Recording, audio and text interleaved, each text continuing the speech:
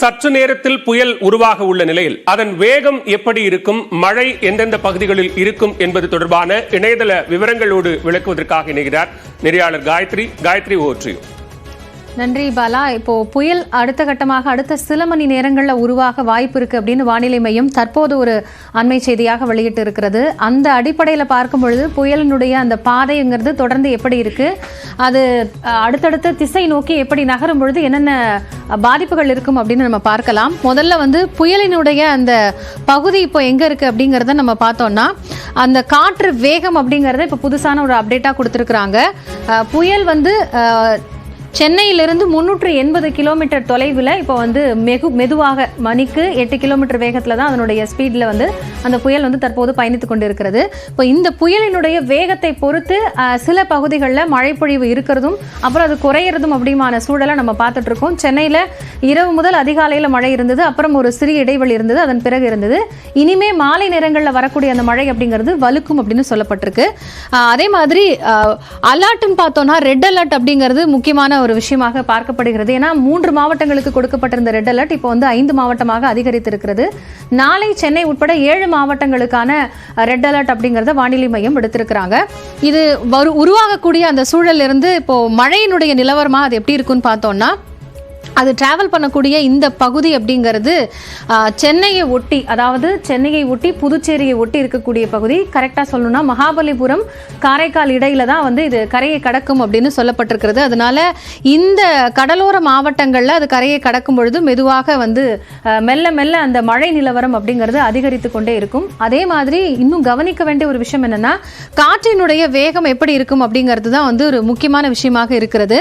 அந்த அடிப்படையில் பார்த்தோம்னா, காற்று ஒரு இந்த சூழலை உருவாக்கி குவிவதற்கான ஒரு தன்மையை இப்போ அந்த புயல் உருவாக்கி கொடுத்திருக்கு. அதனாலதான் காற்றை பொறுத்து அது தொடர்ந்து மாறக்கூடிய ஒரு சூழலாக இருக்கிறது. அந்த அடிப்படையில் புயல் கரையை கடக்க தொடங்கும் பொழுது, அதாவது 30ஆம் தேதி இரவு தான் அது கரையை கடக்க தொடங்கும். அந்த நேரத்தில் தரைக்காற்று அப்படிங்கிறது 70லேருந்து 80ஆகவும், சில நேரங்களில் இடைவெளி விட்டு அது 90 கிலோமீட்டர் வேகத்தில் இருக்கும்னு சொல்லப்பட்டிருக்கு. தொடக்கத்தில் இந்த காற்றினுடைய வேகம் அப்படிங்கிறது இல்லாமல் இருந்தது பாலா. இப்போது நேரமாக புயலினுடைய அந்த தன்மை தீவிரமாக மாறிக்கொண்டிருக்கிறது. ஆனாலும் அது ஒரே திசையில் பயணிக்கிறதுனால மெதுமெதுவான அந்த மழைப்பொழிவு அப்படிங்கிறது தான் இப்போ தொடங்கி இருக்கிறது. இன்னும் நேரமாக அது வலுக்கும். இந்த வடமேற்கு திசையிலே தொடர்ந்து நகர்றதுனால கடலோர மாவட்டங்களில் இனிமே மழைப்பொழிவு அப்படிங்கிறது தொடங்க ஆரம்பிக்கும். அதே மாதிரி டெல்டா மாவட்டங்கள்லையும் உள் மாவட்டங்களில் மயிலாடுதுறை, நாகை போன்ற பகுதிகளில் மழைப்பொழிவு அதிகமாக இருக்கும்னு சொல்லப்பட்டிருக்கு. அதனால தான் நாளைக்கு அது போன்ற மாவட்டங்களுக்கெல்லாம் ரெட் அலர்ட் அப்படிங்கிறது கொடுக்கப்பட்டிருக்கிறது. அது கரையை கடக்கும் பொழுது இருக்கக்கூடிய காற்றின் வேகம் அப்படிங்கிறது அதிகமாக இருக்கும். ஏற்கனவே கடல் பரப்பில் இருக்கக்கூடிய அந்த காற்று குவிதலை அது விரிவடைய செய்து இப்போ தரைப்பகுதிக்கு அனுப்ப ஆரம்பிக்குது. அதனாலதான் மழைப்பொழிவு அப்படிங்கிறது மெதுவாக தொடங்கி இருக்கிறது. காயத்ரி, முதல்ல அந்த புயல் ஒரு தற்காலிக புயலாக இருக்கும், அதற்கு பிறகு அது இல்ல புயல் உருவாவதற்கான வாய்ப்பு இல்லை, இப்ப மீண்டும் வாய்ப்பு அப்படின்னு சொல்றாங்க. இதையும் நம்ம தற்காலிக புயலாகத்தான் பார்க்கணுமா? அதனுடைய வேகம் அதிகரித்திருக்கிறது அப்படிங்கிற அடிப்படையில் இதனுடைய வீரியம் இன்னும் அதிகமா இருக்குமா? இல்ல, ரொம்ப சரியான ஒரு கேள்விதான் பாலா. தொடக்கத்துல இந்த புயல் உருவாகுமா அல்லது அது திசையை மாற்றி வலுவிழந்தே கரையை கடக்குமா அப்படிங்கிற எதிர்பார்ப்பு தொடர்ந்து இருந்துகிட்டே இருந்தது. காரணம், அது பயணிக்கக்கூடிய வேகம் அப்படிங்கிறது மற்ற புயலை காட்டிலும் குறைவாகவே இருந்தது. ஏன்னா 13 கிலோமீட்டர், அதன் பிறகு 10 கிலோமீட்டர், அதுக்கு அடுத்தபடியாக 8 கிலோமீட்டர் இப்படின்னு வேகத்தை குறைச்சிக்கிட்டே இருந்ததுனால அது புயலாக உருவாகாமலே கரையை கடந்துருமோ அப்படிங்கிற ஒரு விஷயம் சொல்லப்பட்டிருந்தது.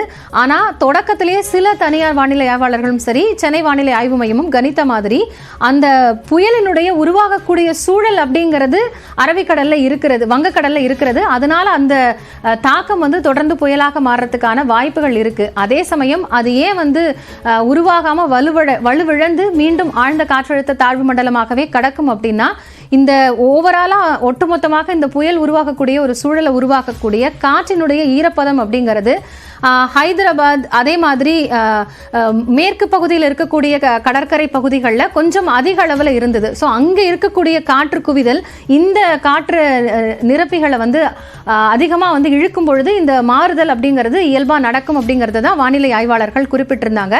அந்த அடிப்படையில் தான் இப்போ வேகம் குறைந்த புயல் தற்போது வேகம் எடுத்திருக்கிறது. இனி புயலாகவே அது கரையை கடக்கும் அப்படிங்கிறது தான் தற்போதைய செய்தியாக நம்ம பார்க்க முடிகிறது. இப்போ இருக்கக்கூடிய ஒரு இதமான குழுகுழு சூழலை அனுபவிச்சுக்கிட்டே அதிக மழையை நம்மளால பார்க்க முடியுங்கிறது தான் தற்போதைய வானிலை நிலவரம். விவரங்களுக்கு நன்றி காயத்ரி.